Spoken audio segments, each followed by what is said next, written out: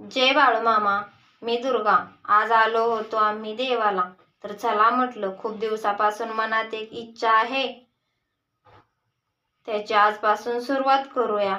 तर please support करा. तर आम्ही आलो होतो लक्ष्मीला. तर म्हटलं चला डोंगरावर जाऊया. पण ऊन एवढं पडलं होतं ना, आणि देवाला गेलोय म्हटल्यावर चप्पल पण घालायची नसते. मग काय, पडले तिथूनच पाया. आणि उन्हामुळे नरड्याला एवढी कोरड पडली होती ना. मग एक तांब्या पाणी पिले. आता देवाला आलोय म्हटलं बसू देते दिवे. मग बसले भाकरीला, थापल्या सपासपा भाकरी.